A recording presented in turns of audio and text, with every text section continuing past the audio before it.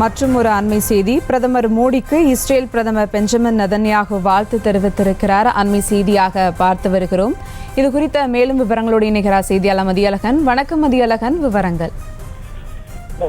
நடந்து முடிந்த மக்களவை தேர்தலில் பாஜக தனிப்பெரும் கட்சியாக உருவெடுத்திருக்கிறது. என்டிஏ கூட்டணியில் சேர்த்து மொத்தமாக பாஜகவிற்கு ஆட்சி அமைக்கக்கூடிய அளவிற்கு பெரும்பான்மை கிடைத்திருக்கக்கூடிய சூழலில் தற்பொழுது பிரதமர் நரேந்திர மோடிக்கு பல்வேறு நாட்டு தலைவர்கள் தங்களது வாழ்த்துக்களை தெரிவித்து வருகிறார்கள். அந்த வகையில் தற்பொழுது இஸ்ரேல் பிரதமர் பெஞ்சமின் நேதன்யாகு எக்ஸ் வலைதளம் வாயிலாக பிரதமர் நரேந்திர மோடிக்கு தனது வாழ்த்தினை தெரிவித்திருக்கிறார். அதில் பிரதமர் நரேந்திர மோடி, அதாவது தொடர்ச்சியாக மூன்றாவது முறையாக பிரதமராக தேர்ந்தெடுக்கப்பட்டதற்கு நரேந்திர மோடிக்கு தனது வாழ்த்துக்களை தெரிவித்துக் கொள்வதாக அதில் தெரிவித்திருக்கிறார்.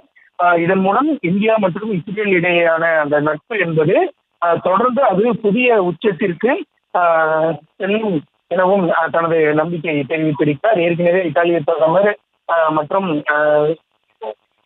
ஜெலன்ஸ்கி உள்ளிட்ட பல்வேறு நாடு தலைவர்கள், ஜப்பான் பிரதமர் உள்ளிட்டோர் வாழ்த்துக்களை தெரிவித்திருக்கக்கூடிய நிலையில் தற்பொழுது இந்தியாவினுடைய முக்கிய நட்பு நாடான இஸ்ரேலும் தனது வாழ்த்தை தெரிவித்திருக்கிறது.